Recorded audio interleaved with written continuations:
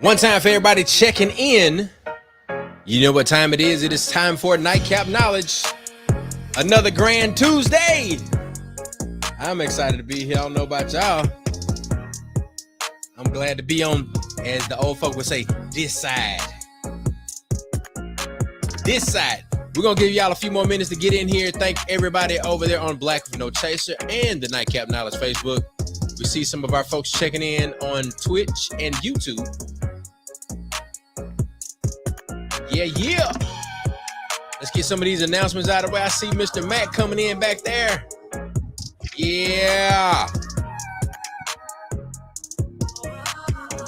If you're here now, share this live. Let somebody know that we're here every Tuesday, 9 p.m. The Mississippi School of Health Services and Careers. Begin your career in healthcare today. You can hit them up at mshscschool.com. That's 769-572-7490. Want to give a shout out to our folks over at Meals That Heal, Mississippi's first 100% plant-based cafe. Everything made with fresh spring water. You can catch them Monday through Saturday, 11 a.m. to 2:30 and 4:30 to 8 p.m. right there on Fair Street in downtown Jackson.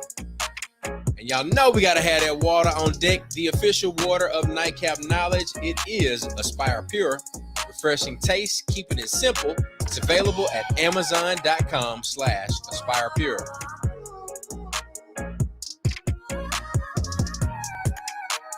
I Kissed Clinical Medicine Goodbye. That's a new book by Dr. Terilyn Cannon Knight. You can find more info about this book and other projects by Terilyn at publishyourgift.com. Our girl G.I. Jane, the fitness coach, has a lot going on. She's your one-stop wellness shop. That's mind, body, and soul foods and fitness coaching by G.I. Jane. If you need more info from her, you can follow her on social media. Just search G.I. Jane. You see all the tags there below, or you can give her a call at 205-441-8291. Hey, you need a car? If they don't have it, they're going to find it. That's KCM Automotive, 601-884-1526, right over there on University Boulevard in Jackson, Mississippi, and on Highway 7 in Greenwood, Mississippi. Ladies and gentlemen, Nightcap Knowledge is on the way. We'll see y'all in just a few moments.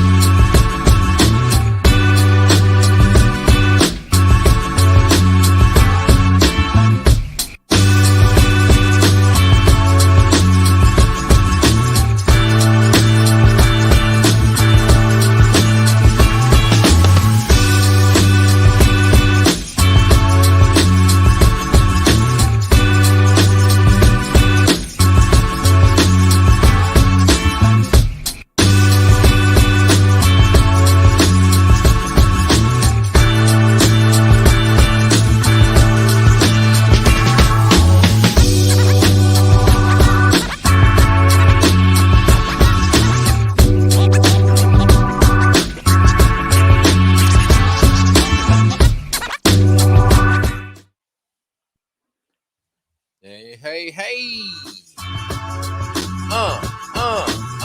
Hey, there he is. That he DJ George Chuck. What is the deal, Pickle?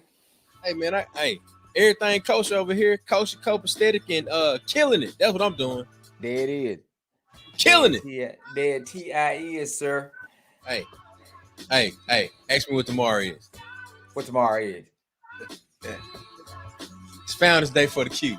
There it is. The setup. I make 21 tomorrow. Boy, you old. Yo, son, you're finally legal. I'm legal in the frat. Legal to do all the shit you've been doing already. Oh, man, be quiet. Just reminding everybody out there, this show is rated Black and Uncensored. It's real talk, real issues, real solutions. Just letting you know that we are coming to you as real as we can.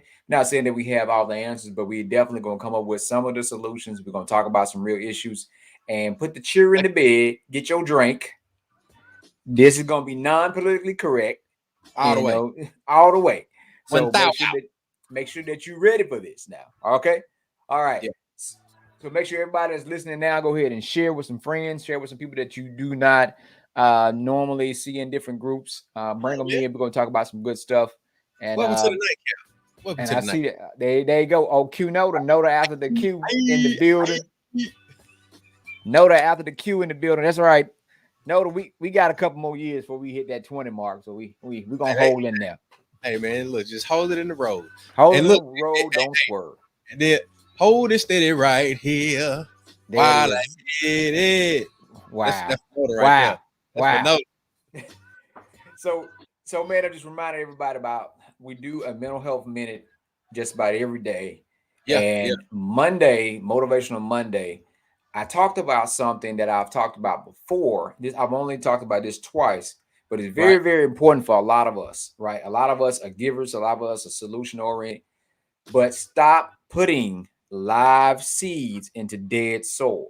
And what I'm saying to folks is we are pouring a lot of energy into a lot of folks that could care less.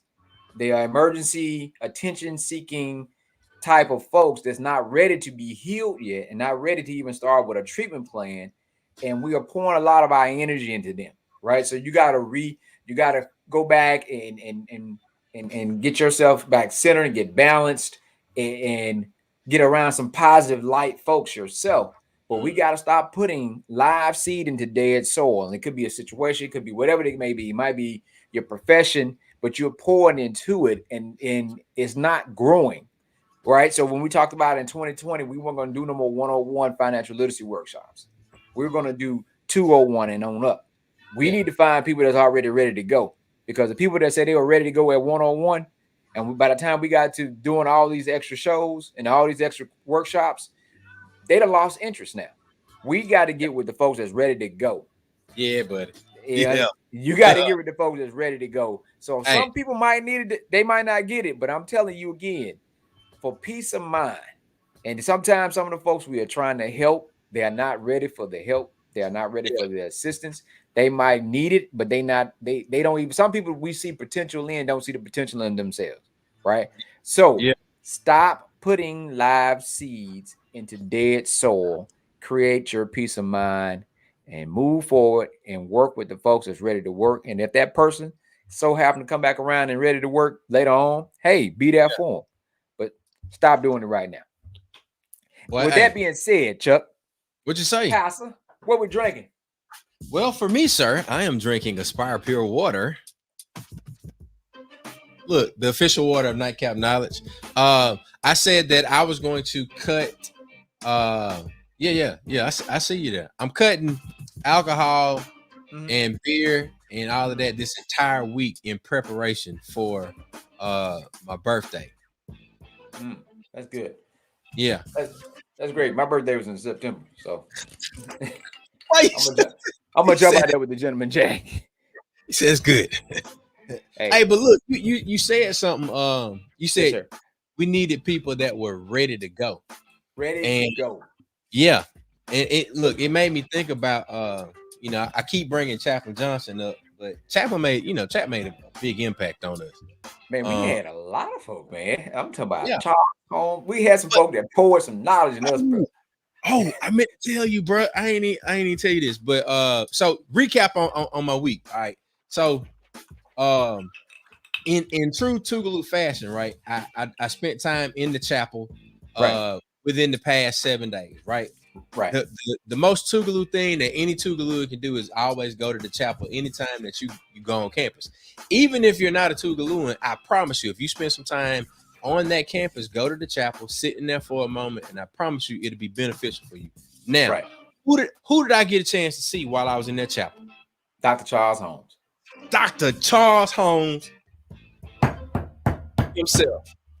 Look, still looking like himself. I told Stamps that backstage. And shout out to all our guests that we'll be bringing in just a moment.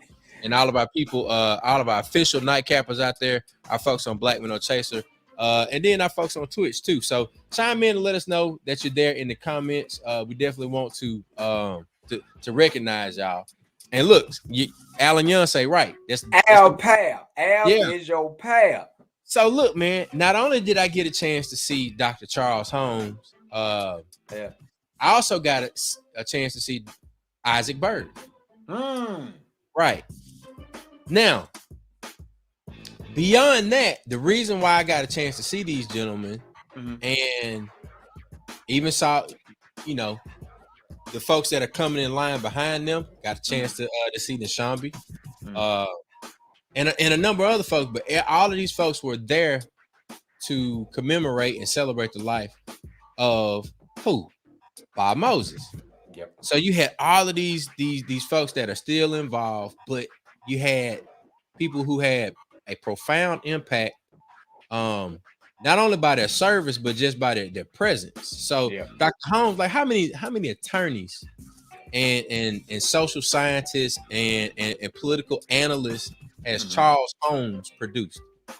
How many attorneys has Isaac Bird mentored? And then, let alone between Jackson State, Tougaloo, the type of impact that they've had by presence and by, with Bird, the type of donations he was able to make, the type of cases that he was able to argue. So, man, I had a great time Thursday, and then Friday we had the probate. Yeah. And somehow you ended up in probate. I ended up in probate because I believe anybody that goes to any institution, and that institution is a institution of so-called higher learning, and you walk around with a t-shirt or anything on your chest, even if it's, let's say it's your organization that you work for, how you not gonna know the mission statement? How is that possible? How are you going to walk around with a shirt on your chest? That's like me walking around with Omega Psi Phi on my chest. Founders Day tomorrow. Shout out to the Qs. How you gonna walk around with a shirt on your chest and you don't know nothing about that shirt, or you can't sing one song that relates? Like, how you? Let's say you're an SWV fan. How you not gonna know one SWV song? How that work? So, one of the things that I asked the young men who were coming into the Royal Epsilon chapter, I said, do y'all know the alma mater? Because I thought about it. I said, I'm not there anymore in terms of, walking around just quizzing folks on did they know the alma mater. And then I know that they've changed the first year experience. So there's no mission involvement is what we had. Yeah. And we made sure that they could sing the alma mater. And then I ended up, giving like a call to action and actually recognizing the president and then singing the alma mater for the first time at a probate in the unified probate era. Yeah. So I was definitely proud of that, to be able to be a part of that. But hopefully it sets a tradition and a trend now that anybody that comes to that probate understands that without Tougaloo, there would be none of these chapters. Right. So that's my week recap. And I know you had a whole lot going on, Mac, with the sleep out and not sleep out, but the breaking bread. Yeah. So we had a great for that, huh? So Breaking Bread was really good, man. This time it's me and Sabir was out. I'm telling you about Breaking Bread. Sabir brought his son Caduce, and we brought our nephew Caleb, which is Janae's son, and we have footage of them serving, right? So it just watching them work together. We modeled for them. I served. Sabir was taking pictures, kind of keeping an eye out, working with them, and seeing them serve, and to see the politeness in those young brothers. Excuse me, sir. do you have any utilities? I mean, in utensils, excuse me, sir, would you like more of this? And this is them talking. So watching Caleb actually focus and serve, you know what I'm saying? He enjoyed, and him saying, I feel great. You know, he kept saying, I feel great. You know, they 11 years old. Yeah. So, you know, and I know Stamps is backstage, talk about this all the time, especially with our young brothers, young boys, is like, hey, get in the truck, let's go. And they did what they see the men around them do. Yeah. You know, and we are showing them, hey, we're gonna serve folks, you know, we're trying to help them be safe, watch out, but also you serving people and just watch them just really dive into fixing the plates and talking, communicating with each other. Well, I'm gonna hold it, I'm gonna serve this, you serve next time, taught them how to serve. Hey, 3 scoops of rice, flatten the rice out, put the chicken and gravy on top. And y'all did serve say certification. Oh man, listen. And here's the best thing about it. When we first set up, Sister Trace came and dropped the food off. Now Stamps is gonna really jump for this one. They named the park a few years ago, from Poindexter Park to Pavement Park. Yeah. We out here serving. You know, there's a whole bike group on the other side of the park serving too. Guess who drives up in that truck? Brand new truck. Oh snap! Miss Pavement. Miss Pavement drives up to the table, drives up in the park to the table, let her window down. What's that, Miss Pavement? We were just talking about you. Like, I'm doing all right. I'm just getting over the pneumonia. We're like, Miss Pavement, why are you out here? I'm like, you know, we talked about how she always come and stay, with the sleep out. I plan to be there this year. Now, this lady is 80 plus years young. Right. And Stamps can attest to us almost having a whole heart attack because she's out there with us at 2:00 in the morning, and we hovering around her, getting on her nerves, trying to make sure she all right. And she said, and she just looking at us, I wish y'all leave me alone. But it just like when we said, hey, this is the lady that the park is named after. Just that history and seeing them how they felt, like it was really good. And we felt like we've been doing some things and had conversations with brothers. We had a brother that was there by way of Jamaica that was talking to us about the restaurants. We had one guy that had did 25 years in prison that was out. And it just let them see that you can learn a lot from these guys. And we don't know how they how they got on the path they're on, but we know that in our walk in life of service, it's part of our job to help them to the next step. You know what I'm saying? Do whatever they need. So this is leading into something we started called the Sleep Out for the Homeless. We started out to save the shelters in 2014. 2015, we did it again, trying to raise money for proactiveness in case they lost funding again. And then 2016, we just decided to just keep doing it to educate people, not just about the awareness about homelessness and a lot of those brothers and sisters that's out there that's suffering from mental and emotional disturbance, but also those who have been recently released from incarceration. So there's a whole lot. So we're about to dive into the show. Everybody that's watching now, go ahead and share, get some more folks in. We're about to bring our guests in. We're going to bring them in for the first sister that Miss Ebony. Bring her in because last week this sister came in. She was there in the text message. She couldn't get on there because she had a dental procedure. But she's going to talk a little bit about how her profession helps with mental health. Ebony, Body by Ebony, where are you? There she go. There she is. There she is, looking just like herself. We gave y'all the applause. All the applause. What's up, Ebony? Give me some more. Oh, let me give you some more. Lord. She want all the juice. She got it. She want all the juice, right? So introduce yourself to everybody. Tell them about your profession, about who you are, your profession, and kind of expound on how it will help with mental health. And because we want to, you didn't get a chance to talk about it last week. We want to give you a chance to talk about it last week before we dive into the rest of the show. Well, good, because y'all almost lost me. I'm so sleepy. Oh, Lord. Then I'm on a nightcap. And I was she on that wine. She winding down. She winding down. Right. I was like, shoot. Right. What who time is it? Who turn is it? Because I'm gonna have to tap out here in a minute. I start early though. So I go down early. It's okay. But my name is Ebony. Of course, you guys know me, Ebony Latrice Cooper. I'm a certified personal trainer and wellness coach. Been doing it for a very long time, over 10 years. And I can't really give you enough of what my profession does. Physical training is so much deeper than the physical. It goes a whole lot deeper than the physical because it starts with the mind.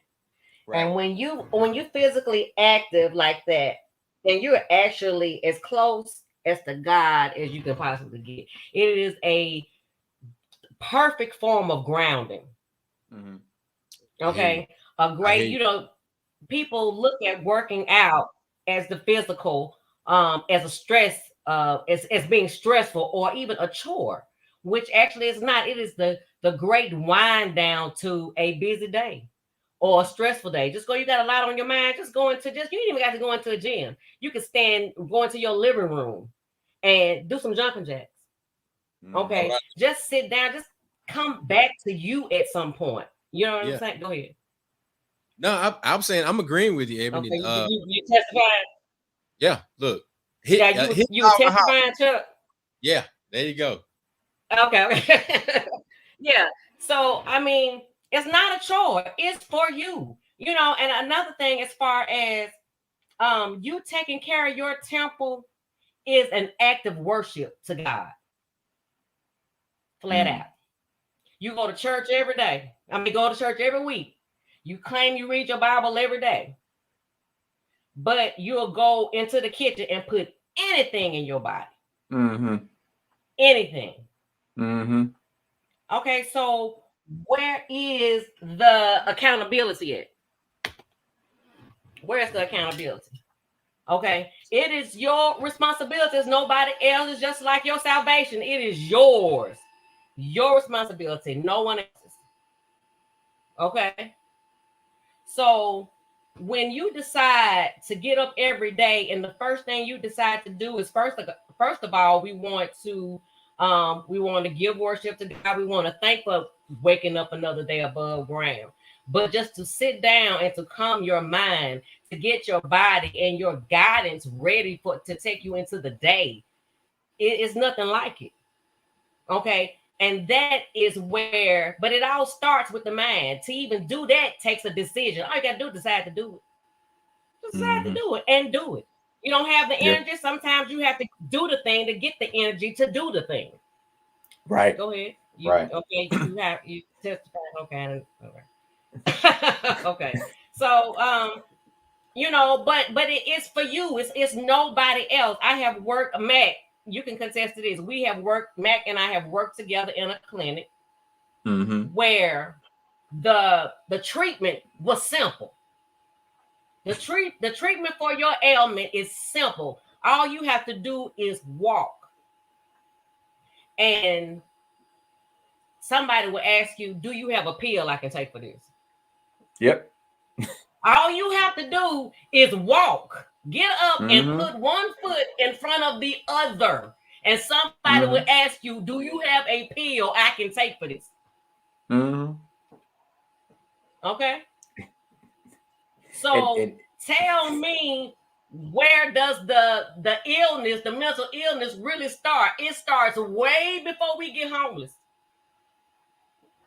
Yeah. Way before that. Yeah. It's a constant decline.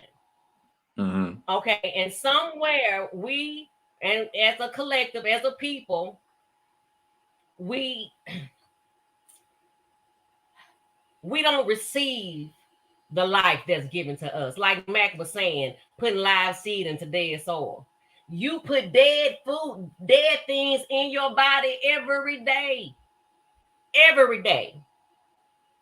Now, I'm not pushing nobody to the side that eats meat, but it's dead.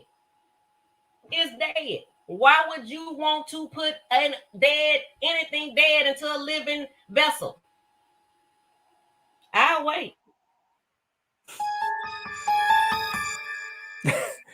You paid for that. I mean, maybe you got something you can tell me. Ebony, it is one of the things you are educating folks on. Somebody chime in. I'm waiting. Listen, I'm with you. You educating folks on this and how deep it is. Like it's related your physical and your mental and your spiritual. It goes back to what you just said. It's all those things together. are connected. It's all of it's connected. It's not separate. Yeah, it's not separate. I don't care how you want to separate it. It's not separate. It's together. It's bound. It's bound. Yes, it all goes together. You cannot. You know, a lot of people people don't realize how all of those things even affects your abundance, your prosperity, your money. Yep. Everything. Yeah. Okay, because if your mind ain't right on one thing, it ain't right on the other one either. Hey. Hey, listen, we're gonna have some shows come up there. We're gonna talk about how some folks was able to turn around things during the pandemic. When we were in the middle of a crisis, we had some folks was able to, because you had less distraction. You had less distraction, and you was able to pull in and focus. It was a perfect time. Yeah. To set up anything you wanted to do, start over, clean slate. Yep. Yeah, Alan said, Pastor, we don't respect the journey, but we still want the results. That is right. That is exactly. It. We don't respect the journey until it's time to do what beasts do. Everybody talk about the millionaire until it's time to do what beasts do. Yeah. And that's what folks talk about. It's all connected. Yeah. Right. It's not even about how it helps, how my profession helps. It really how it gives you the foundation for everything moving forward. If they want your help, Ebony, how they get in contact? If you're sick and tired, Body by Ebony all across the board. Body by Ebony all across the board. All social media platforms, Body by Ebony, bodybyebony.com, Body by Ebony. Just Google me. Body by Ebony. It's gonna pop right up. And you only deal with these folks I can help you with your nutrition. Your nutrition is where it starts. In the kitchen. You need help with your nutrition, I can help you with that. In the kitchen. I said it starts in the kitchen. In the kitchen. That's where it starts. In the kitchen. In the kitchen. I give this analogy of Matt. You know, we talked about this a lot when we worked together.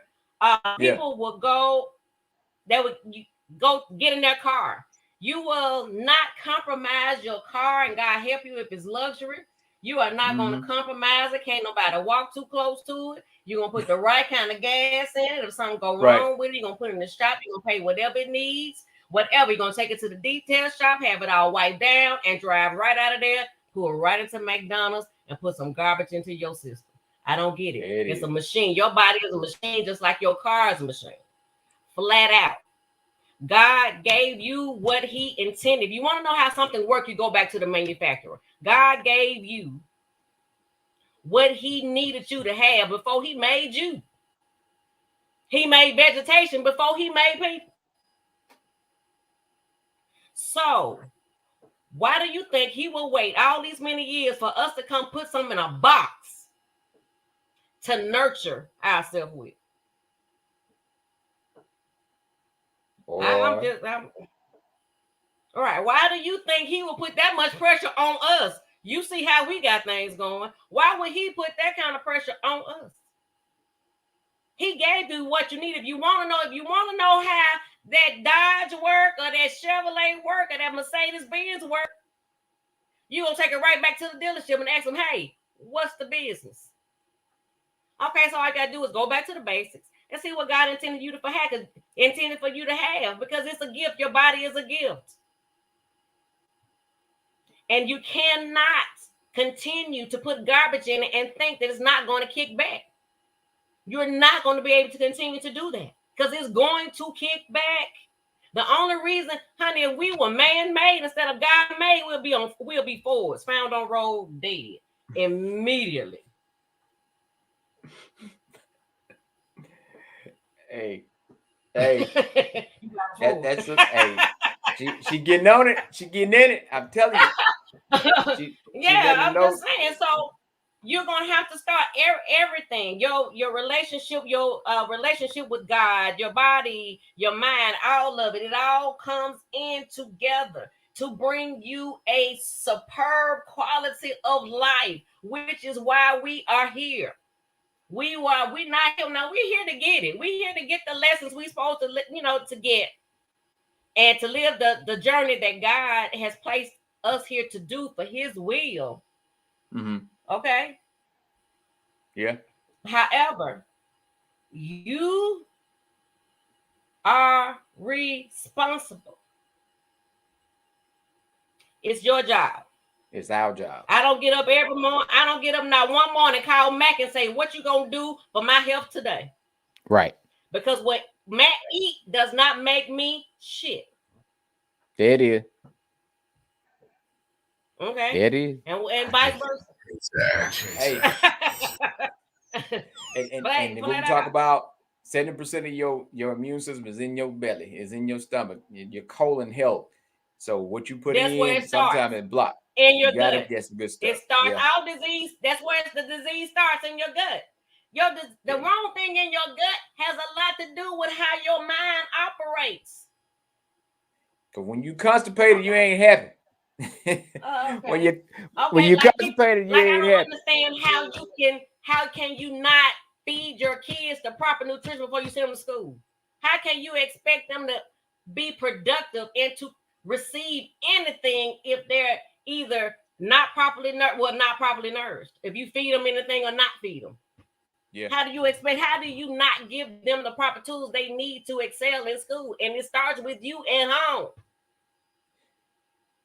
Now, Ebony, listen, I'm gonna get these other folks in here, but what you are saying is what we're talking about in relation to everything. Our body, our people, everything goes back to our responsibility. Like you just said, it's your responsibility to make sure your children fed. It's your responsibility to make sure that you take care of your body and mind and spirit, and find somebody to seek to help you on your path. It's our responsibility to take care of our community and our people in our community. Everything goes back to us. And as the brother said, the journey, respecting the journey without the result. We want everything to be better, but we don't want to put no work in it to make it happen and to make it be that way. We just wanted to miraculously one day wake up and it's there. And guess what, Matt? Well, guess what? I'm gonna say this and I'm done. You're not going to get around doing the work. You got to do the work. Yep. You're not going to get around how much money you got, what you're doing, or how many flips you turn, or or what they bought. You're not going to get around doing the work. Yeah. It's going, and old folks say it's going to get worse before it get better. You're going to have to get out there and work in it. And that's all on you. It's on you. You're going to have to make it happen. You can do it now, do it later. I tell people about moving. If you have pain to move, I said, you got two options with pain. You can have pain in moving, or you can not be able to move and still have pain. Which one do you want? Okay. A body in motion stays in motion. A body at rest stays at rest. There it is. Yeah. Well, Miss Body by Ebony. Everybody that's out there, if you listening, make sure you check us out. And a lot of folks gonna watch this video. We got a lot of response from after the next day. We're gonna share it, and it's shared in several groups. If you are serious about your wellness and about changing your lifestyle and your eating habits and your nutrition, reach out to Body by Ebony. She's there on all social medias. Chuck gonna drop the link again where they can find her at in the chat. If you are serious about going ahead and get started, here she is. Come on, check her out. And she's going to be able to help you with your diet, help you with everything else. And she's going to talk in deep. We ain't even get into talk about the crystals and all that. We ain't ready for that yet. But that's a part of it. It's part of it. And I do it as well. I have a business for that too.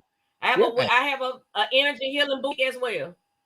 Yeah. Well, we're gonna have to bring Ebony back for another nightcap, but we're gonna have to tell her to sleep in either the day before or the day after. Okay. All right. Yeah. Ebony, you freezing? She froze pretty like she just smiling. Look. Ebony, you froze on us. I saw it. All right. Well, we appreciate you coming on, Ebony. We're gonna get you back on for a Okay, full thank show. you. And we're gonna stay tuned in the text. We in the comments. We're gonna bring in our crew. All right. All right. All right. So now let's bring in the Sleep Out crew. This is the Sleep Out crew. These folks have been involved with us and helping us ever since we got started. We got a whole team of folks, and I'm gonna bring them in as I see them. We have now Representative, former city councilman. He celebrates his birthday every year out there in the park with the homeless. We got the Dekeither Stamps. There he is. We have there you go. There you go. All right. Next up, we have a sister I met long time ago days when we were doing matter of fact, what we were doing, NYSP? Yeah, we were.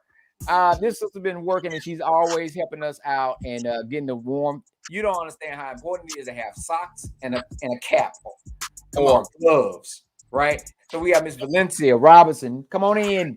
Come on, Land. There she go. All right. So we got this young man out here. You see him always talking about shooting a gun or telling people not to shoot a gun.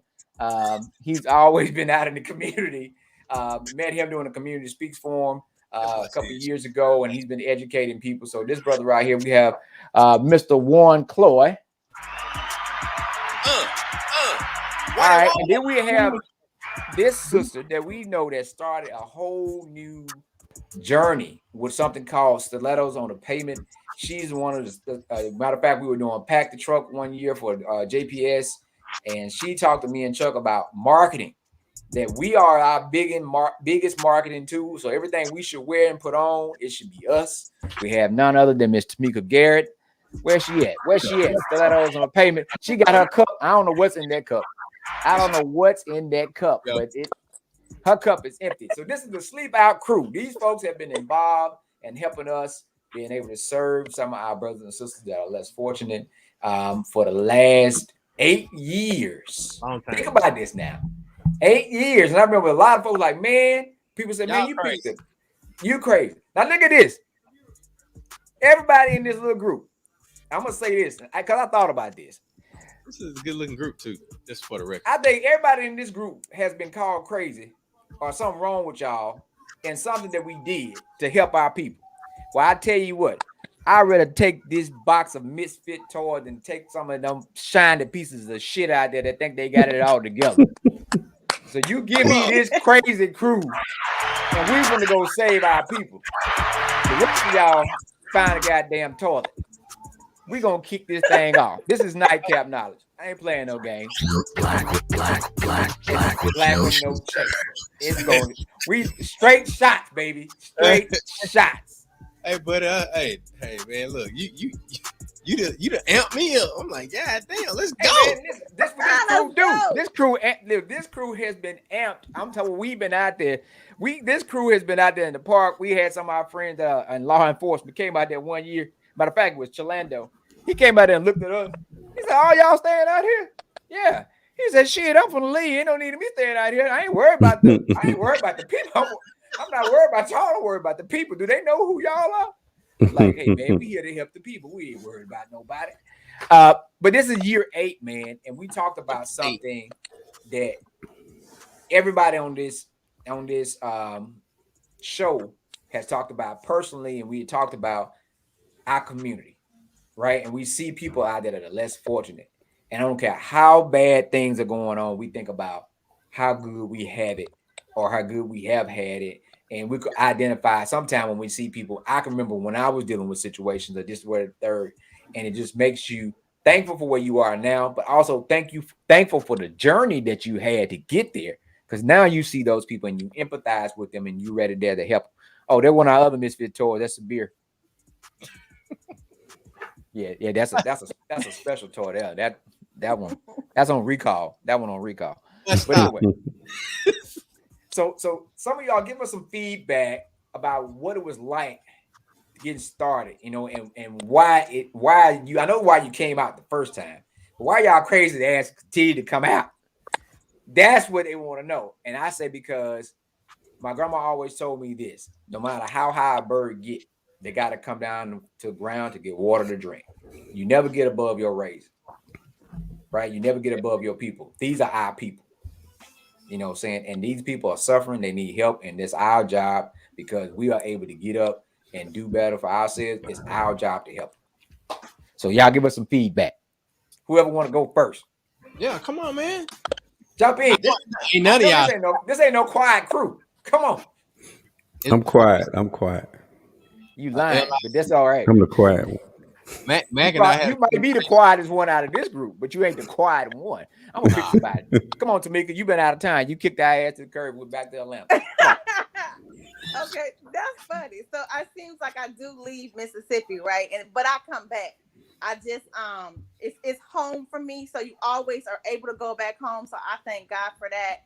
But I do have to get away, because man, you know, it's sometimes you just get tired of saying the same stuff over and over, and they not getting it. That's how you started the show, Mac, when you said stop pouring live seeds into dead soil. I'm like, shit, they just don't get it, you know. And I got tired. I remember plenty of times going in Stamps' office crying, like, dude, what? How do you do this? How do you stay here with the same thing over and over?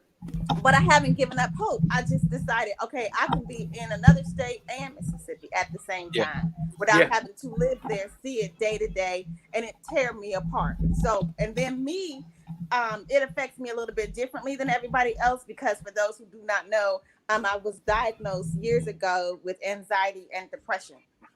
So things like that affect me a little bit differently than in anybody else. And talk about being called crazy. Oh, yeah, I've been called all kind of stuff. You know what? And it used to bother me, and sometimes it still does, because we're human.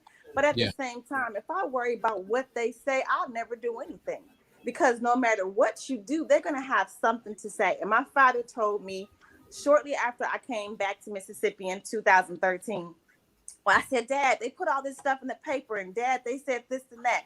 And he said, Tameka, you finally made it. You finally are making your own mark, because if you're not doing anything, if you're not involved in the community, if you're not trying to give back, they don't have anything to say to you. And that kind of stuff. So the question that you asked was, why do we, come back? And for me, it's because I've seen my father be homeless. I've seen my dad living in his car. It was firsthand. I could have been homeless before, but for me, I had a family member or a very dear friend that I could go stay on their couch, sleep on their couch. If for me and so many other people like myself, if you don't take your medicine or you don't watch your medication, you will be out in la la land. Like, you will physically be there, but your mind will be gone. It's heartbreaking, and it's very hurtful, because people always say, negative things about people that are diagnosed with being bipolar or schizophrenic or something like that. And it's not funny. Like, it's not funny at all. It's very difficult. And for those of us who are able to thrive in spite of our diagnosis, shout out to us, because it's not easy. There are days when you don't want to leave your home. Those of us who have a home. So I can't even imagine those who are living on the street day to day and don't know, where their next meal is going to come from or where they're going to sleep that night. And I know there are homeless shelters. I get it. But from what I've heard, even in my groups here at Grady in Atlanta, those are so dangerous. Like, the shelters are just as dangerous as living on the street. So I can't imagine. So to answer your question, I know I said a whole lot. I come back because it's needed. What you guys are providing, what you're doing, it's a one-night thing, but it keeps it in conversation. It keeps it relevant, and it keeps people knowing that those that are homeless, it could be us. It could be us tomorrow. It could be us next year. And so I think that is our obligation and privilege to be able to provide socks, hygiene, something, conversations with them, because sometimes all people want to do is be heard. And that makes a big difference. So again, thank you guys for having me on the show. I was surprised but honored that you even asked me. And it does mean a lot that you guys continue to do these things with no matter who shows up, because it does make a difference. That is all. I would say this: our people gonna show up. Now the volunteers might not show up, but the people in need are going to be there front and center. And and it's our duty to be out there. And that little funny looking guy that's in the comments, they're talking about me now. That was one of my support systems in 2000, in the 2005, beginning of 2006. I think I spent about 6 months or so on a raggedy ass love seat in Sabir's kitchen until I could work and find get my own apartment. My frat brother Reg gave me my deposit for my apartment in 2006 because I couldn't go home, right? Me and Chuck, we hit some bumpy spots. Life is rough, and that's why we're going to keep going. And I tell you one thing about it, we don't like being cold, we don't like being hungry, and we damn sure don't like being without somewhere to stay. So when you ask why we don't never sit down and don't never stay where we are, we know where we were, and we know where we're not going again. And we're going to make sure that we don't let anybody else go if we don't have to. But, we're going to bounce around. Stamps, you out there every year celebrating your birthday. And you run into, and the thing about it is, for him being a veteran, you run into some folks that don't serve. And it's amazing to see how many people you run into. How to talk about some of your journey, and what it's like for you. Well, it touches me personally too, because it's like Tameka, it's rough loving black folks. It's rough loving Mississippi. Jesus. And it's just rough. And so Sleep Out, it realigns me to motivation. I touch back to personal situations. I remember when I was a young child, my mother and I used to pull up to the zoo and spend the night at the zoo, out there on the corner of the parking lot used to be right off the road, and we pull up underneath that light and spend the night over there. So, I got personal experiences of being around Jackson and, walking. When you've been in the gutter, you climb your way out of there, you don't forget the gutter. And, Right. and then, definitely don't forget folks who on that same journey. So for me, it refocuses me, remotivates me to true purpose and trying to move people from one situation to the next. And then I started thinking about policy. I started thinking about, okay, well, how can we navigate, better ladders to get people out of situations and into a stable situation? How can we think through this a little bit differently and be more effective? You can't do everything you want to do, but when things happen, at least you got, some deeper, more richer experiences and knowledge and relationships when you're at those tables talking about these different issues. So it just helps me all the way around, personally, professionally, spiritually, emotionally, all the way around, to get back out there and stay in the fight. So that's why I do it. And the fellowship with all y'all fellow crazies, because I'm the freest man in politics. I could give a damn about the parties and the different all these money things going on. I just do what I want to do. And so being a free man ain't easy, and definitely living in Mississippi is a rough time too. I say a lot of times you got to get out of Mississippi every 90 days, or your IQ gonna go down if you don't just get a breath of fresh air and come back. If you spend 90 days without leaving, every week thereafter you lose a point. Hey, bud, I don't even know how to feel about it. Man, my IQ is way down. You got to leave Mississippi. My IQ every is 90 down days. then, brother. That's what's wrong with me. Is that what wrong with me then? Hey, I think about my wife's uncle in Peoria. He said, I need to comment. He said, he called us. I called to talk to y'all because y'all motherfuckers got sense. I get talking to these stupid motherfuckers up here. My IQ keep dropping. So I understand what you mean, because Stamps has started a pop thing he was doing. Like, he was getting these guys that were going to just got out one of the second chance houses. And he had a step program. He got him a credit, got him an account at the credit union at Hope. He got him a pair of boots and an ID. Yeah. You're talking about life-changing items for somebody that's looking for work or getting them started. And I'm gonna say this too. He also tried to push legislation through the city of Jackson where the city could make IDs, make state issue IDs, and so we could give it to those folks that were homeless, or those people that have lost their ID and could not vote because of the voter ID law. But that, as you can see, did not go into effect. But that's a whole other conversation. about that. And them black folks As making Dr. Amos decisions, shooting this stuff down there. This ain't the hand of some white supremacy. This It black does. supremacy stopping this. Yeah. Yeah. You know, and as Dr. Amos Wilson's famous quote is, the rational mind for the Negro is always considered to be radical. The rational mind for the Negro. Always. Now we got Miss And my Nightcap Knowledge got body armor tonight. That's what I'm drinking. Hey, man, we're gonna get you some of this inspired pure from this black. That's my second favorite water. Body armor ain't no water that Cloy drinking. I don't know what that is that Cloy drinking. I don't know where that bottle come from. Man, that's home brew. That ain't that's jug. That's that Jackson water. He just filled it up. I'm running for office now. I can't drink nothing. You like that water might need to be tested. It's Jackson water. It's Jackson water. Oh Lord. Oh my God. We got a water notice right now. Look, hey, if it's Jackson water, it damn sure need to be tested. You be better out drinking that home county white lightning. Hey, watch yourself. Home county. Valencia, talk to us. Now, Valencia is gonna make sure this year. I know she always comes, she's in her team, she's out there. What you got for us this year? You keeping the feet warm and the head warm, or you keeping the hands warm? What we keeping warm this year? Maybe I do it all. The feet, the hands, we have personal hygiene. You know, we're gonna keep the penis warm. We got condoms. Yes. Because we don't think about that. A lot of people out there may be homeless that's exchanging sex for shelter. They need safety too, right? So you ask why right? I keep coming back because one, Maslow hierarchy of need. If your basic needs aren't met, nothing else matters. Shelter, security. If that's not met, throw everything else out to the door, out the door. Fuck it, right? Mm-hmm. And I'm drunk just a little bit. I don't know what the hell. I had a whole bottle of wine by myself. I'm depressed.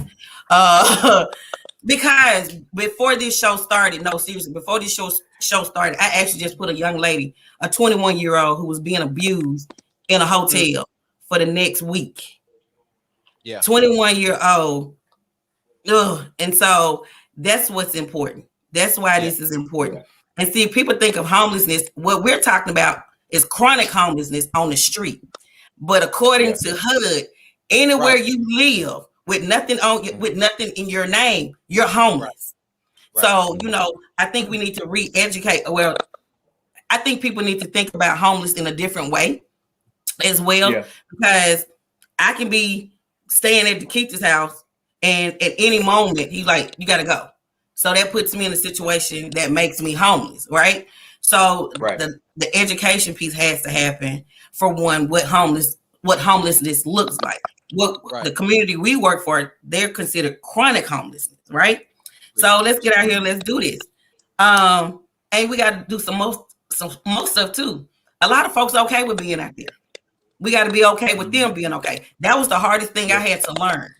That some folks are all right being where they are. And when they get ready to come off the streets, they will. Is it right for Madison County, Rankin County to just dump folks off in our city? Mm-hmm. It's not. Is it right for veterans who serve our country to come back and can't get housing? It's not right. But we have to talk about mental health first. And people like they on drugs. I don't give a damn what drug you on. That does not mean you cannot be housed, right? When folks go to get a loan for a house in the bank, do they ask them to piss in the cup? Do they ask for their hair? So that's stopping. It's stopping people from accessing housing. And these old damn landlords with stigma, discrimination. So let's be clear about different populations deal with different issues, but homelessness is the main issues. But baby, I rock and roll out there. I like what y'all are doing. I always like whatever George and Mac is doing, I'm gonna be a part of it because they're doing it from the heart. I'm strictly, y'all can say what y'all want. Dekeither, you said some black folks chewing that damn chip loud like that. Put that shit on mute. I don't know who microphone it is, but Dekeither on mute. Oh, who eating some? My bad. Who is that? Ain't nobody eating that. That's somebody's phone. I mean, something clicking. It might be your damn Boost mobile phone over there. I'm on my computer. Thank you. Man, that's that cricket she got. She got that cricket wireless tailored into her And computer. I do on one of them. I do, and the other one is Verizon. And what?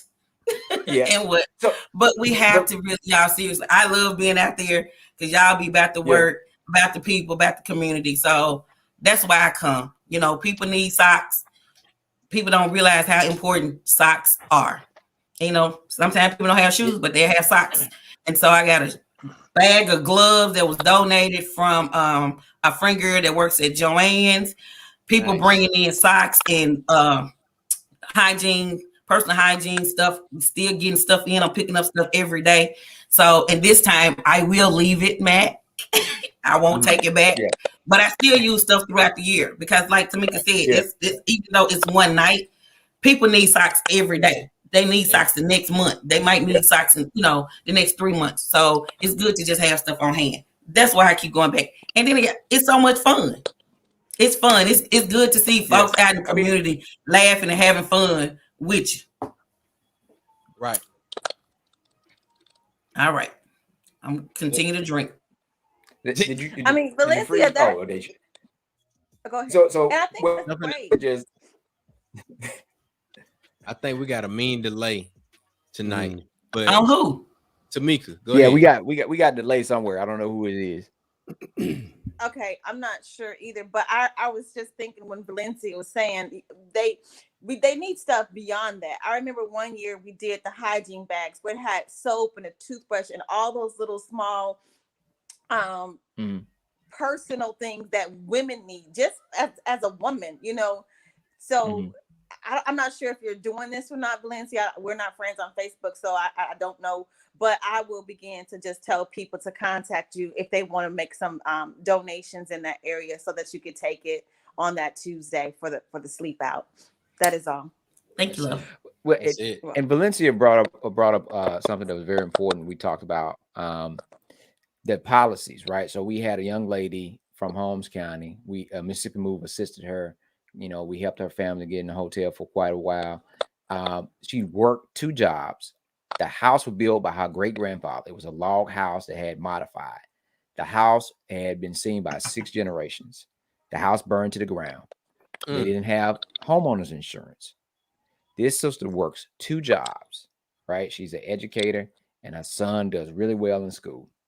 You know that these sorry bastards in the state of Mississippi, because she had money to pay for a hotel, they said that she didn't qualify for services for being homeless after she had lost everything in a house fire. So you are doing everything you can. So as fast as you're making money, you are spending money in a hotel. And because that you are employed and you don't look disheveled, they told you didn't qualify. And I'm saying that's not what I was taught from HUD VASH and for what HUD standards were. Because anytime, that's why Stamps I would talk about, we got over 6,000 children in JPS because their parents move around so many times a year, they are unstable. They are considered to be homeless. So but they telling somebody, and now when they're telling somebody that's almost at the brink of being out there and sleeping in their car, that they don't qualify for services. And the only thing she was looking for was help her find a place to stay that she would pay for herself, not give her anything. But they told her she didn't qualify. Yeah. So our systems help create a lot of the situations we see because they'll take a lot of folks that's not ready to go back out on the street without any type of assistance in transitioning. They just drop them off. Right? You got folks that are at the brink, like, hey, I'm not at severe homelessness yet, but I need a little assistance in finding somewhere to stay. And they tell you don't qualify until you and your child are sleeping in the park. And we've had several families, matter of fact, and bringing in Cloy. I think the last time, I think it was in 19, me and Cloy spotted the car at the same time. Car just parked in the middle just pulled up in the middle of the park and stopped. We looked at each other. We're like, okay, we kind of came up with us a little routine. I'm gonna walk this way, you walk that way. And this was a man and his wife and the 3 children. And that made me start to think, and I'm still going to make it happen. Chuck and I are going to make it happen in creating a family shelter. You had a whole family that was displaced and had nowhere to go. Yeah. So Cloy, I'm bringing you in for that. I don't know if you remember that, but we had a whole family came in, and Stamps had to, we had to make them get out the car because they were sitting in the car with no gas, and we had a fire. And we're like, you got to get out the car, man. You got to get out the car and come out of fire. And they didn't know what to do. So go ahead, Cloy, it's on you. I'm just watching the scroll, looking at November 23rd. That's election day for me. So I'm like, okay, I guess I'll spend my election evening. Ain't nothing like a victory party out with the people, baby. Thank you, because I was not having a party. I wasn't having a party. So it's gonna be a party now. It's gonna be a party. It's going down. Ain't nothing like a Pavement Park party. There you go. And now looking at the weather, I'm like 42. Okay, I could do 42. That's the low 42. So we're gonna make. Then you say you could do 42, but homeless they gotta do whatever the temperature is. I know that. I'll be right there. With the cold in that rap. Yeah, because it's been cold. The first time it was real cold. My son was looking at me. I had my son out there. He thought I was crazy. He was like, "Are you crazy?" So yeah, that is. That crazy question. You crazy. So what it was like for you, Cloy, the first time, and why you keep coming back? The first time, the camaraderie that's why I came back. Right. The camaraderie, the sitting around the campfire and telling lies, telling truths, laughing and joking, and random people just coming up and start talking to you, and you just talk to them because we are people. Whether you have a home or not, we attach a moniker to homeless and drug addicted, crackhead and prostitute and trick and hoe, but we keep forgetting we're all people. So all this can be taken away that we all have at the drop of a hat. So I think if we remember that, then that helps us help one another more instead of having a elitist attitude. Yeah. And we'd have more. You wouldn't be getting tired, Tameka, and going to live in Atlanta, because you have other people, more people taking bites out of the elephant. That's an easy fix, but you get burned out. You get burned out. And like Dekeither said, if you don't leave every 90 days or really every 30 days, if you don't do them and go across the border to Louisiana or to Texas, it gets to you, especially in Jackson. And I live in South Jackson, where it's gunshot, every other hour. And so it can be very stressful, just make you feel kind of bad and down. And I already have PTSD that we got to get a new term beyond. What's worse than PTSD? Sick and tired, huh? Persistent. Yeah, I don't know. Sick and tired of being sick and tired. Sick and tired of being sick and tired. So come on, Fanny. That was a. If you did not understand it, I hear a lot of those songs talk about, when you was a boy, you didn't understand it. Now that you're a man, now that you're a woman, you understand what they were saying. Mm-hmm. And that was one of the terms that you understand now. Living life like we have. I'm sick and tired of being sick and tired.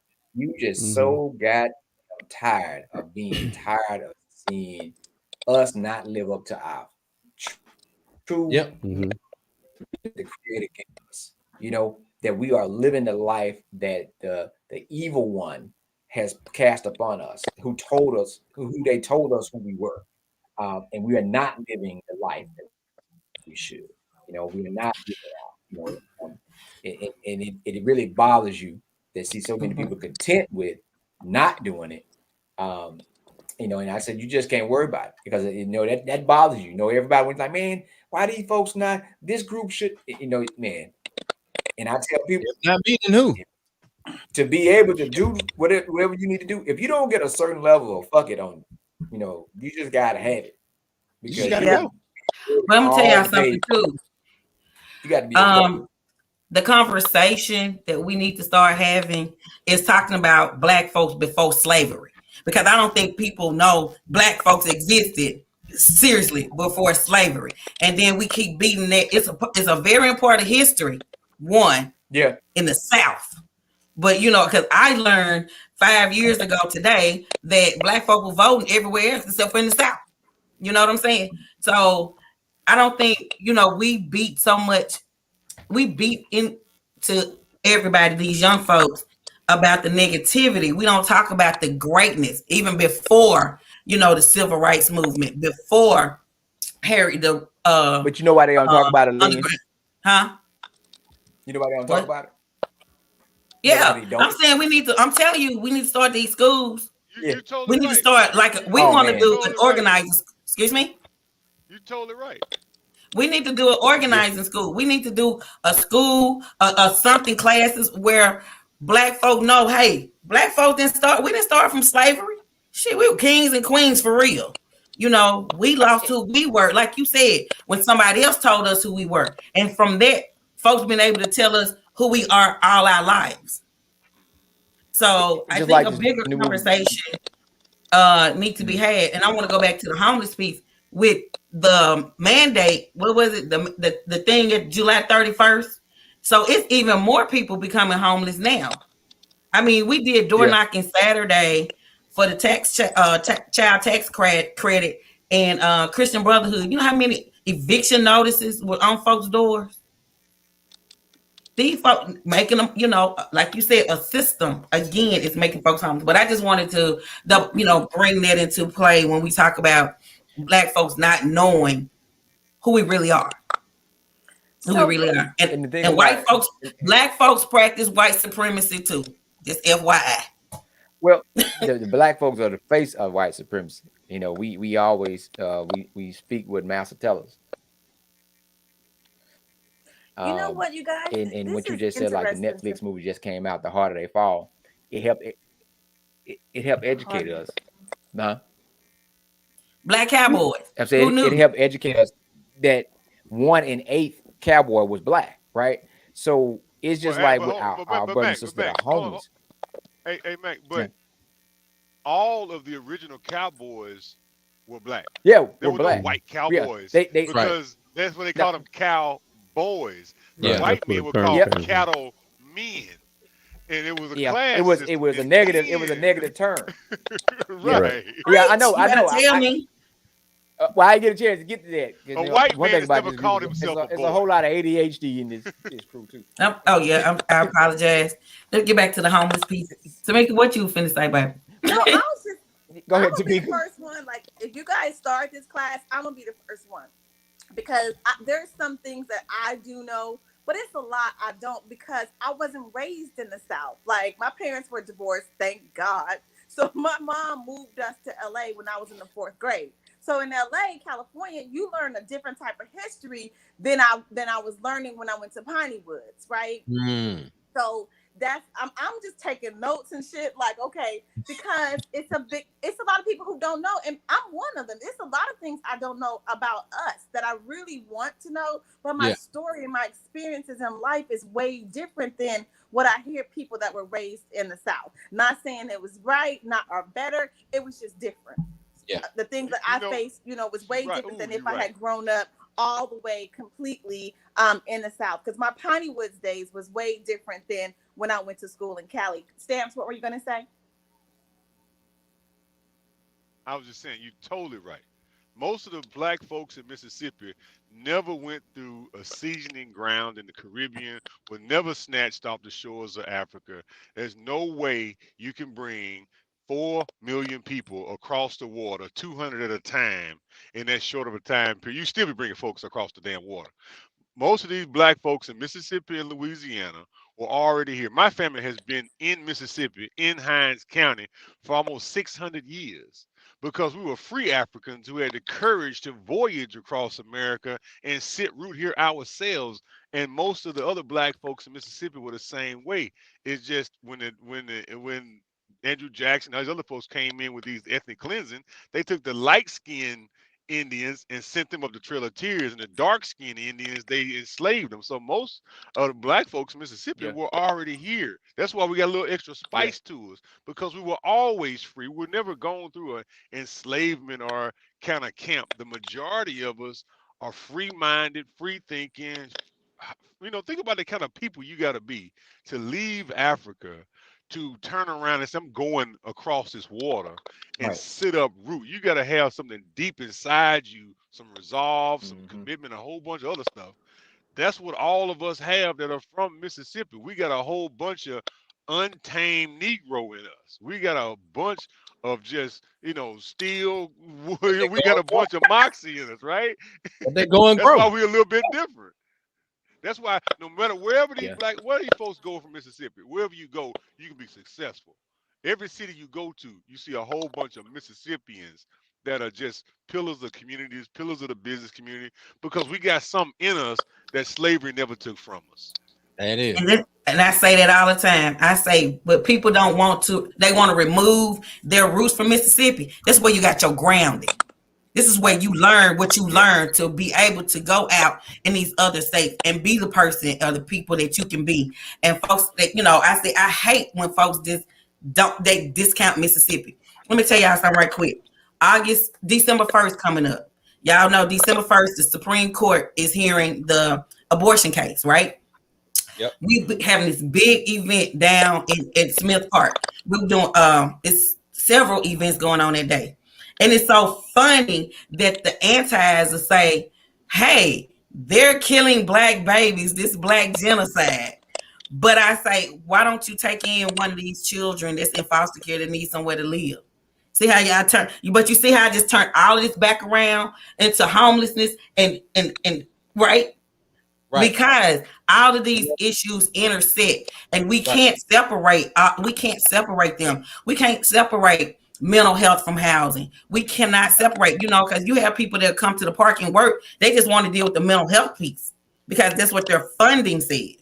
But at the end of the day, what do you do with being homeless? And we also need the things that I feel like we need. There are no emergency shelters for family.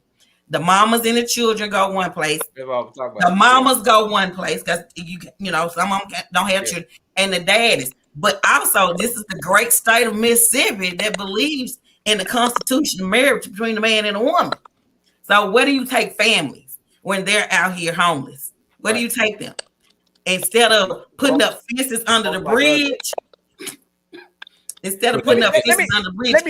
money could have been served better. How much money? Let me address that dumb shit. So they spent like $300,000 putting up a fence, and then somebody posted recently a Facebook picture of them climbing over the fence to get to the other side. So you actually just created security for the homeless. So now they got a gate that protects them as they sleep up under the bridge because they still climbing over the fence. But that goes back to the thinking capacity we talk about, where you rather climb a goddamn tree than stand on the ground and do what's right. They are too afraid of us having the capacity to change our own situation. It's a situation, a reverse psychology that they use where that I have to fix it for you. You don't have the capacity. And a lot of times groups, some of the work we do, we just need the funding and resources to be able, or we just need to know. We don't know if this building for sale until somebody else get it because they didn't make it public knowledge, right? We didn't know that this money was here to do what we're doing until the last minute. I got knowledge of somebody just had moved here, white lady that volunteered, just had moved here. Said, yeah, they got this big thing going on for the homeless. Like, you didn't know about it? I'm like, so they got this big group that's doing some stuff and working on funding. You just moved here. I've been here, and I didn't know anything about it. Yeah, every year they have a homeless conference in December. Every year. Big conference. This not December. This was in the summertime. They had funding going on, and they were talking about discussing it. And you had to. By the time I got the information, it was too late to apply. But I'm like, so it's stuff like this happen all the time, and we don't know. So that's why I'm saying that we continue to do what we're doing. We all have our different reasons why we continue to go out there.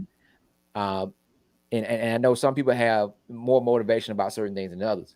Cloy, you seem like you digging in on something over there, like you writing, are you doodling, are you drawing stick figures? What you thinking about? I'm looking at Dekeither eat, first of all. He's making me hungry. Hey man, if y'all can take shots of tequila and over here sipping wine, I mean, I can sit here and eat some sun chips, right? Oh, that's so sweet. You can, and you can. At least they're healthy. At least they're healthy. Watch what I'm gonna do. And he.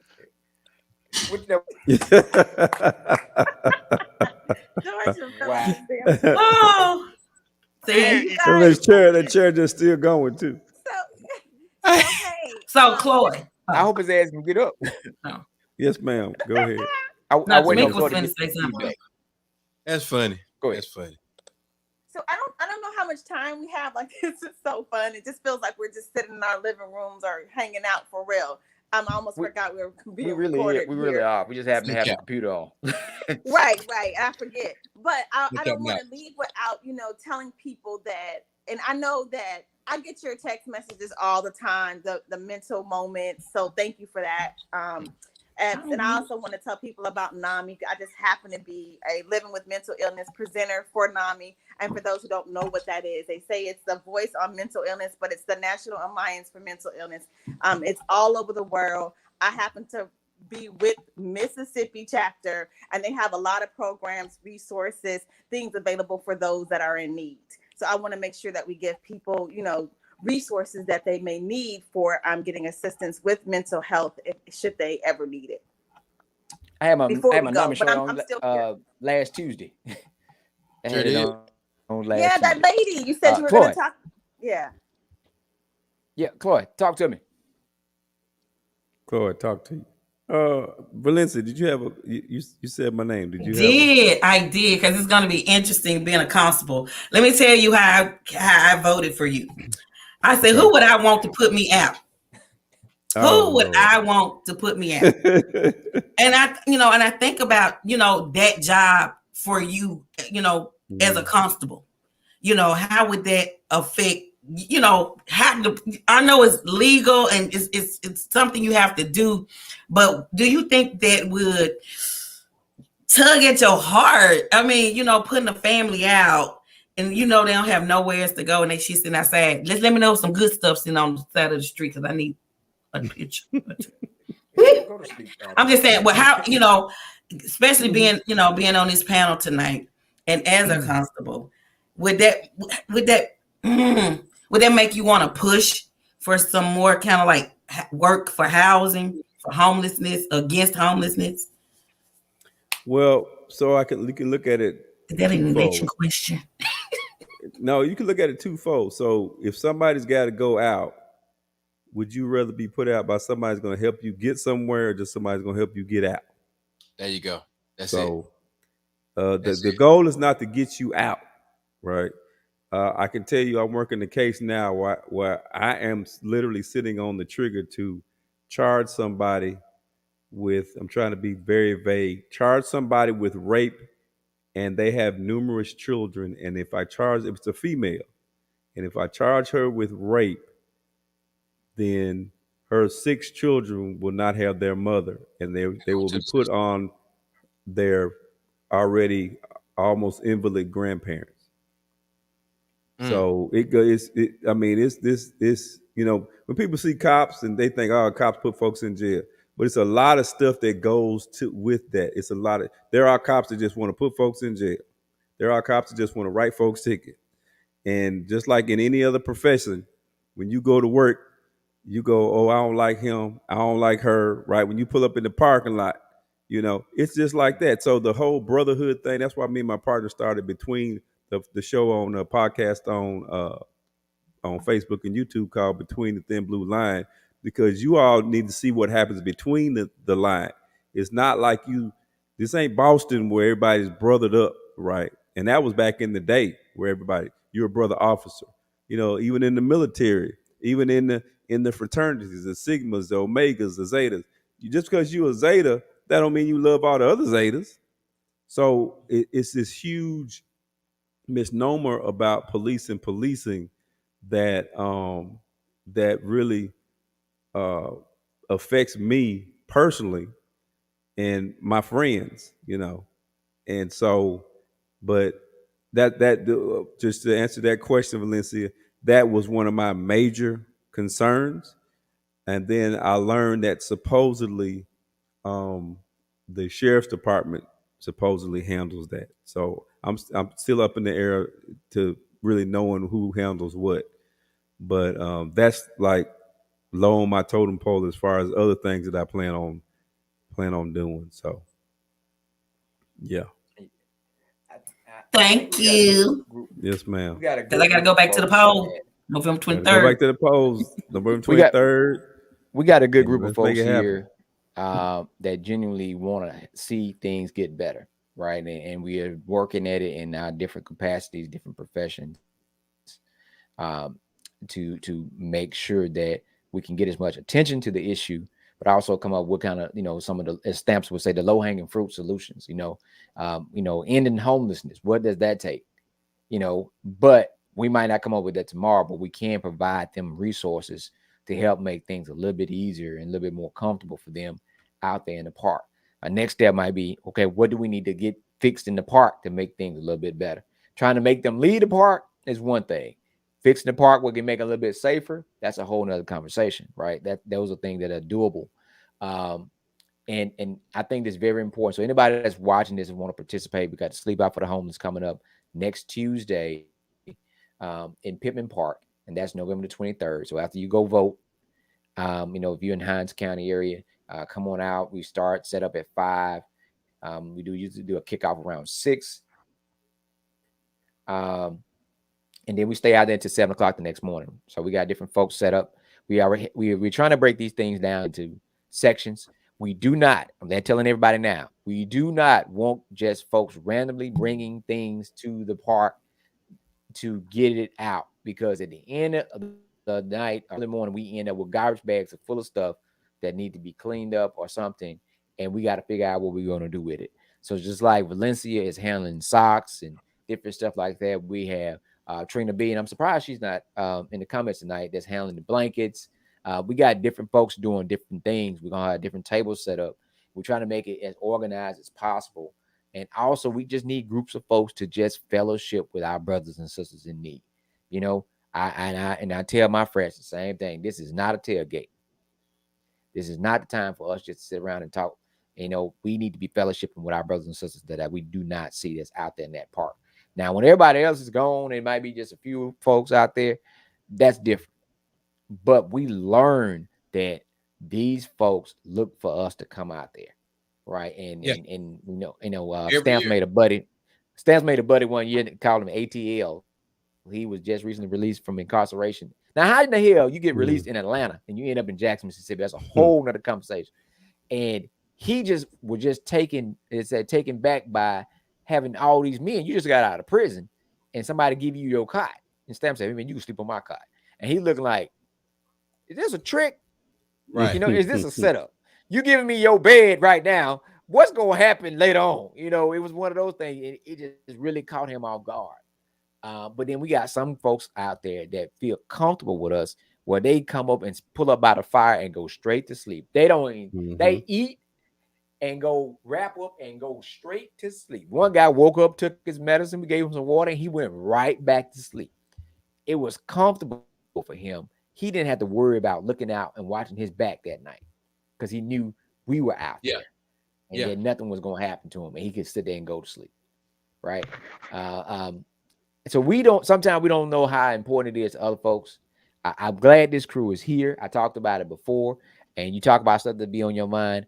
Hey, a lot of us was groomed by some great people. The next week will mark 4 years since my grandmother passed. She died on November 23rd, which in 2017 was a Thanksgiving, 30 days from her birthday. I actually didn't get a chance to see her one more last time because I was, we were getting ready, coming from the sleep out on that Wednesday. But she taught me service, and rest in peace, Mr. Marvin Hogan. She taught me service from Head Start, when I used to have to carry stuff. We didn't have literally a pot to piss in. I know everybody we were serving and giving vegetables to had more than we had, but I was taught to serve other folks because we had abundance of vegetables and food. Yep. Now, I'm not the only person on here that have somebody like that drives them, even though they're no longer here, that despite of, I know for me, grandma wanted to keep you out of jail, even though she's not here. She wanted to make you think twice when folks try you, because I got to go deer hunting, Stamps. I got to go deer hunting. I got to tell you about that. Yeah, a deer came by and took my package off my porch and then went in my box and left it on the side of my house. So I got to go deer hunt. So I just want to let y'all know about that. So Chuck, give somebody that makes you feel why you have so much of an empathy for these for folks that are in need or understand this, that kids continue to drive you. You know, who is that person for you? Man, honestly, I would say it would be I guess a trilogy for me. I guess trilogy is the best way to describe them. I would say um, my mother's mother, my father's mother, and honestly, I can't even. I mean, I put my mom and my dad together. Um, but the combination of those folks, meaning that um, my grandmother's door was always open on either side, whether it was my uncles who were not the best examples of men, and even when they weren't the best examples of men, she still had that mother's, or they still had that mother's heart for their sons. But I would definitely say, for my dad and my mom being pastor's wife, and everybody always calling and saying, can we have, and can we have some more, and then can we have some more after they done had more. And me never hearing my dad or my mom be like, hey, what the hell they calling for? And me in my youngest self and in my most ignorant self, I'm looking like, why these folk always calling my folks asking for money? Like, why they ain't got stuff? And I'm sitting there, I'm like, okay, I guess if we got it, let's help. But you get to the point where you gain greater understanding, in hindsight, it's like, we bring up Spider-Man all the time. The quote with great power comes great responsibility. And my dad never took a salary over $500 from the church. And sometimes, and I've seen his checkbook, still got some of those checkbooks, where the money that he was writing back to the church was more than the salary that he got from them. But he taught me how to dig graves, and he said, look, if somebody need a job, as long as they work, they can get paid. As long as you work, you can get paid. So it's like, you talk about the ladder that Dekeither is developing. You talk about, Juan and the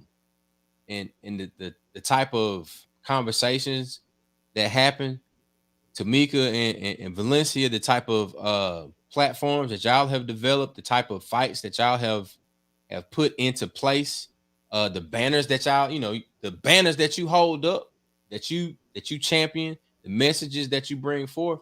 It's like, if you're not willing to show somebody how to do it, if you're not willing to walk that walk, if you're not willing to put up some of your own money, and which is what Mac and I do a lot of times, and I know y'all do it. Everybody on this show right now, sometimes the funding ain't never there.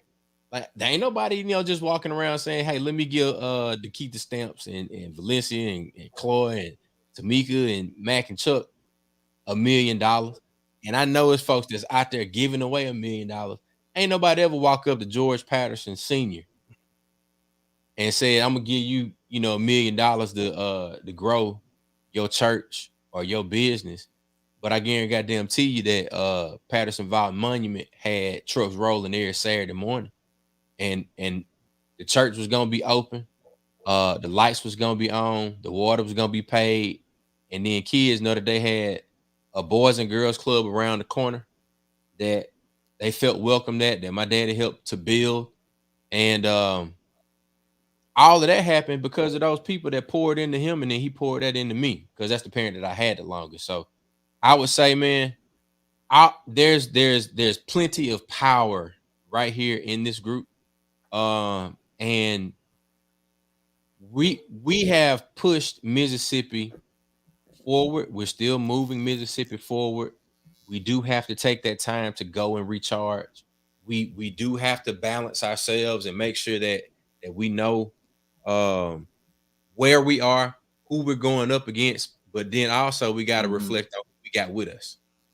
And sometimes we lose sight of that, and then we might veer off to the path, and then we end up having to come back full circle and start back where we were. So I would say the thing that we got to realize here and moving forward is that the ancestors that poured into us, they're still with us. The folks that we know that are fighting the fight, that were fighting the fight, they might just be on a little vacation right now where they're trying to recharge, but they still with us, and we can't grow weary in doing good. What about you, Stamps?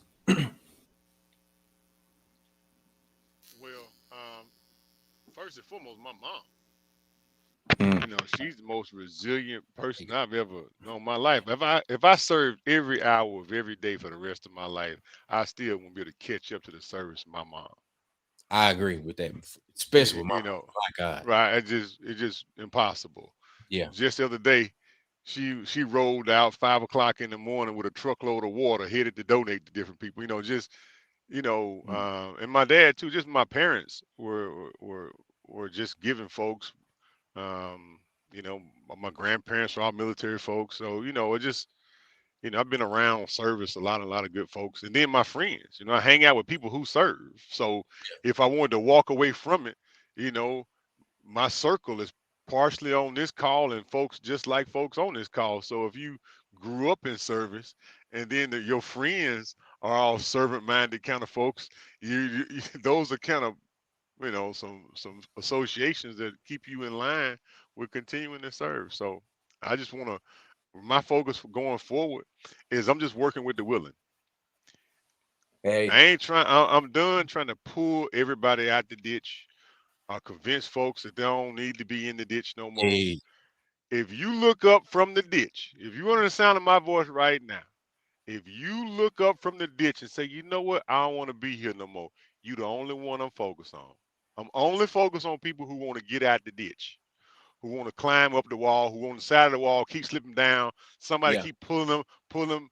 I'm not saying I'm at the barrel, but I ain't at the bottom of the barrel no more. And I'm only reaching down to grab folks who looking up with their hand up. I want to get at this barrel. So for me, that's all I'm working with in the future is folks who in the ditch, who looking up, wanting to get out the ditch, who on the wall, who've been pulled down by other folks that need somebody to pull them up.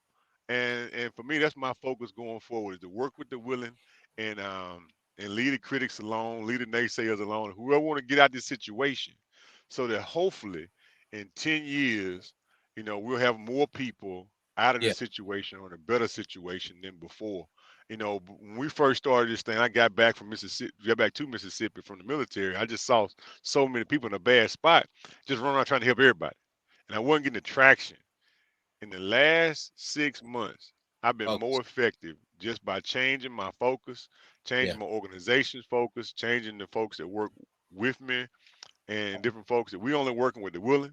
And if you ain't ready to run, watch the show. Get your popcorn ready, because we focus on turning income into passive income. And everybody who on this journey with us, that's what we're doing. We making money, and then we putting money in places and the stuff that trickle money. And that's all we focus on is moving forward and trying to get better. And so that's why you've been seeing a little less of me on the street. Cause right now I'm somewhere in Iowa on my way to DeKalb, Iowa, to deliver a vehicle, because I'm working and I'm doing other things to produce more money and work with folks who want to make money and help folks move forward. There it is. We learn one thing: no matter having a willing mind and a willing checkbook, sometimes don't go together. So you got to have money and resources to be able to help. Valencia, what about you? Who's in that you think about that keep giving you that drive and that spirit, whether they're here or not? Yeah, it's so crazy because honestly, all I saw with my mom was just work. That's all she did. She worked. And she wasn't, I don't know where this came from in me. But I think about Fannie Lou Hamer. People look at it on the political side, but I just look at her, a informal educated woman, Black woman in the Mississippi Delta that was like, damn it. And I feel like her. I'm going for what I believe. I would put my life on the line for my beliefs if I have to be there by myself. I believe in that. And Fannie Lou Hamer, I mean, whoo, boy, I'm about to cry. And my grandma was like your grandma. My grandma was like 4'9". My granddaddy was like 6 feet tall. That was a funny couple. But she never turned anybody away. She fed everybody. I don't think she ate sometimes, trying to feed the neighborhood kids, you know. And so just seeing it now that, you know, it plays back in my head, like, damn, did she eat? And, you know, I always had her belt, her scrap in her purse. That's what she called scrap. It was strap. Her scrap in her purse that she was gonna whoop everybody's child in the neighborhood. And just being, it's the Wood Street area, a lot of people, it's a lot of negative connotation when you say Wood Street. But in my little hole in the wall, in the alley, which now I call a cul-de-sac, because I had to change my way of thinking. In my cul-de-sac at that time, everybody helped everybody. It was a community. Yeah. If I mowed my yard and your yard needed to be mowed, I mowed it. If your child cut up, everybody got in your child. But you know, it was a sense of community, and that's where I was grounded, and that's what I don't believe in nothing else. I feel like we're all community. We're all tied together. So and my baby dad, Frank Melton. I'm sorry, you know, a lot of people don't like it. My baby dad, Frank did some stuff. You know, people might not like a lot of stuff, but I seen him at that Y. I seen him when I was down at the YMCA on Favorite Street. I seen the interaction, you know, but but anyway, but Fannie Lou Hamer is it for me. I don't care. I go register folks in the middle of the night. Shit, they need to get registered, but that's who it is for me. All right, so we're gonna go to Tameka, and we're gonna end with Cloy. Tameka, who for you? Okay, so first it was a great question, and I had to think about it real quick. So the two people that came to mind was my mother. Growing up in Los Angeles, being a single parent, we lived in a gang. Like, we lived in Inglewood. It was rough. So for my mom to be a single parent with 2 children and then working all of these jobs, becoming a foster parent. And I, like George, like Chuck, I remember saying, we don't really have a whole lot. Like, why are we bringing in these other kids? But, you know, there was a lessons to that. And then the other person, so besides my mother, who is still with me today, thank God, my grandmother, who was known as Judge, and I said, yes, Judge Zenova Garrett in Canton.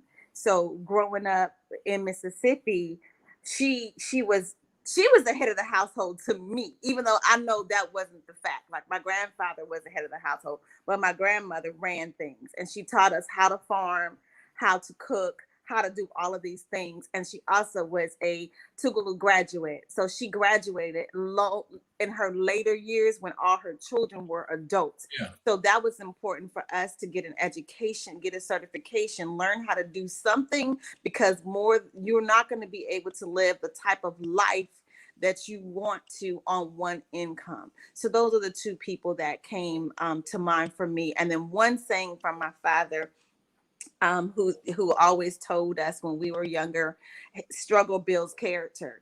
And I was like, you know, I didn't get it then, but I definitely got it later. And I was like, this is why your girls are so full of character, because baby, we something else, but we struggle a lot. We had to figure it out, and we did, and still do. And part of that is figuring out how to help other people. That is all. That's it.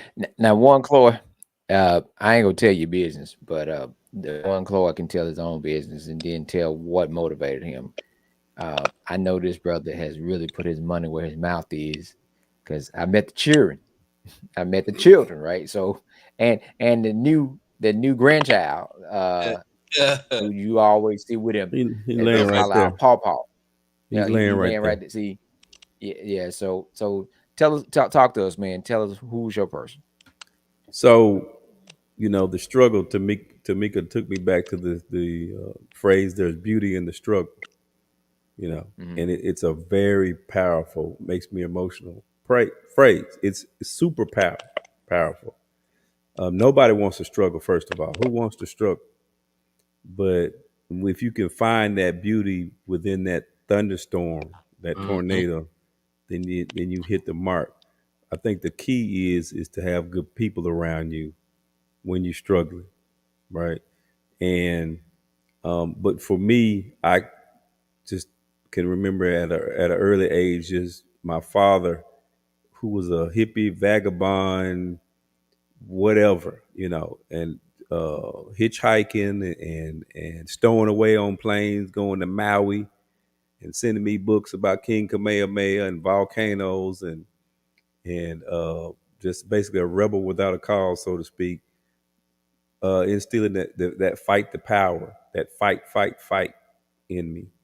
And but at some point you can't keep fighting. You have to learn how to um, once you conquer your enemies, the conquering is not the actual putting your foot on their neck.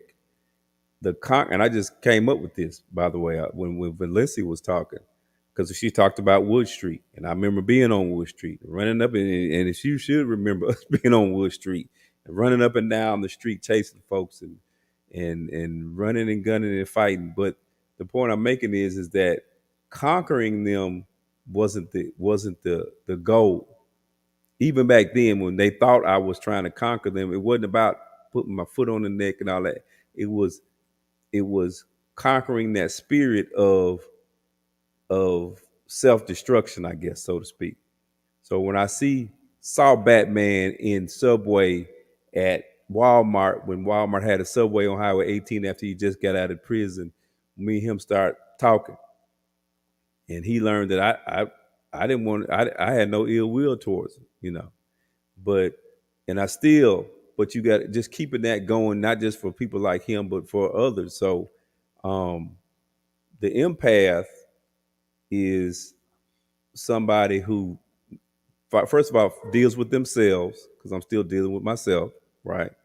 You deal with yourself in order to be able to deal with others and have empathy for others. So my whole battle, whoever you think I may be fighting with, man, I'm not fighting with them nowhere near as hard as I'm fighting with myself. Not even close. Not even close. So, but again, and obviously my mother, because as a single parent, after my father and my mother split up, she was always working, making a way, working, and making a way. She's gonna make a way, and she would never say, to this day, can't. I can't, and I don't say can't. I ain't never said can't. She would beat me after death to death if I said can't. So, um, and I know if we just keep on this path, we're on this path for a reason. It's gonna be hard. It's gonna be struggle. But as long as we struggle together, if Dekeither's doing it, I look to my right, Valencia's doing it, I look behind me, Tameka's doing it, look in front of me, Mac and Chuck are doing it, then guess what? Damn it, I guess I better do it. And that's just the way I look at it. Let's go and grow.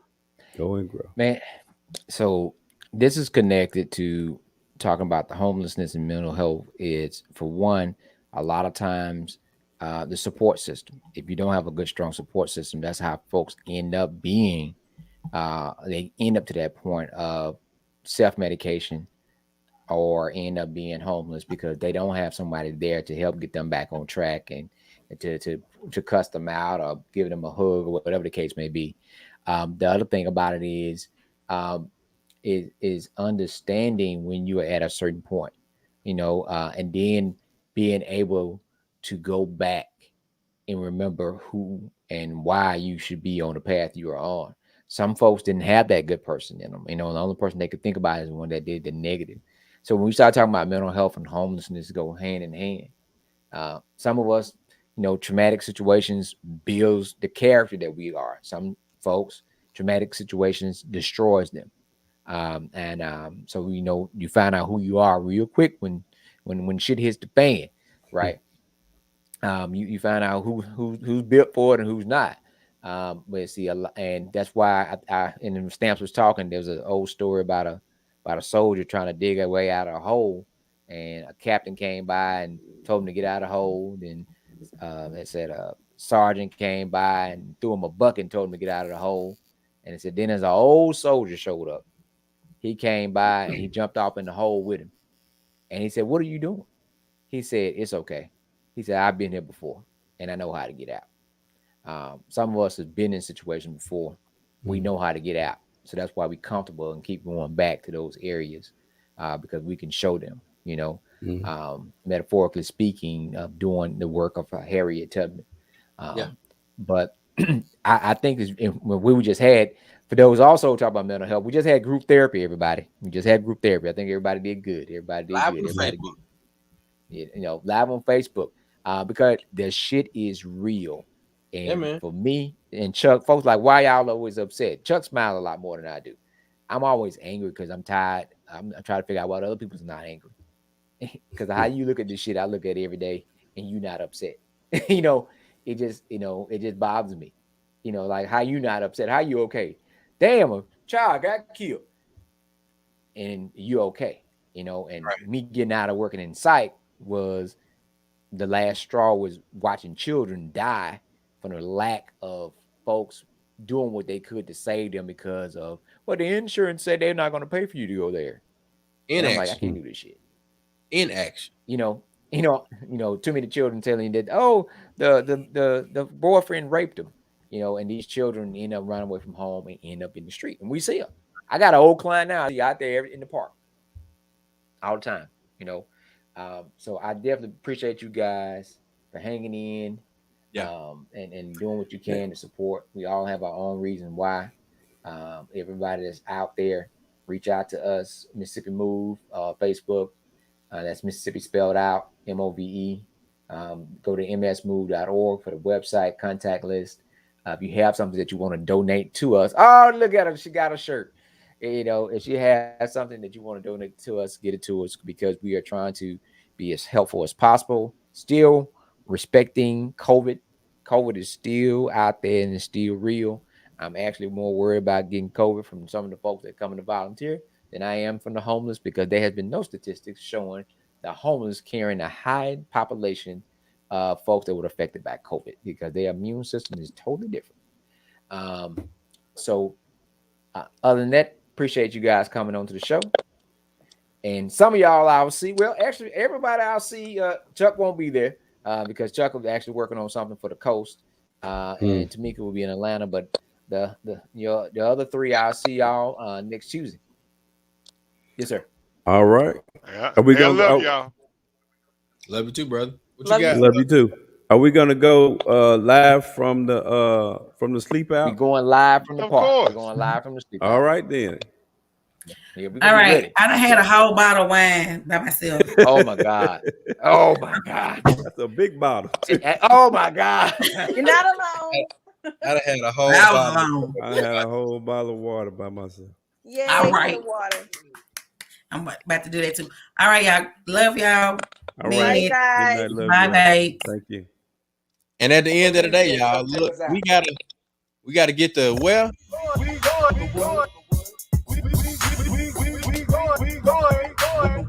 Wait. All right, ladies and gentlemen, we'll see y'all next Tuesday. This coming Tuesday for what? Another episode, another edition of Nightcap Knowledge. We will be live from the sleep out. I'll actually be where? I'll be live from Gatlinburg, Tennessee.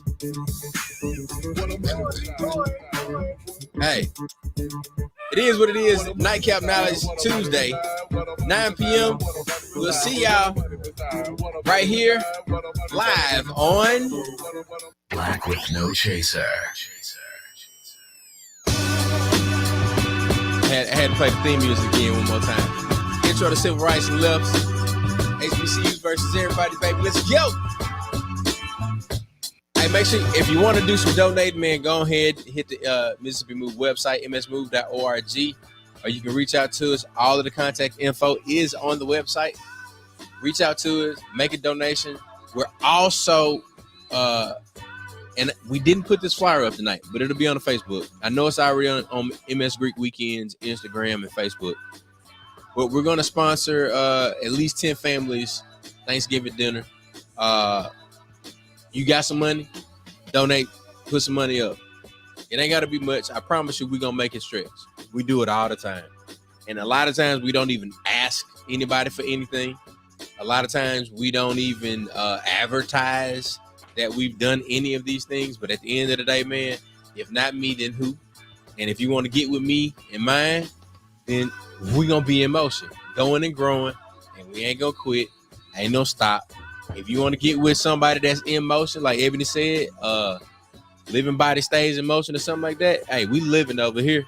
We kingdom living, for the record. And I'm about to turn 40. I see y'all next week. It'll never be the same again. We're changing it. Let's go.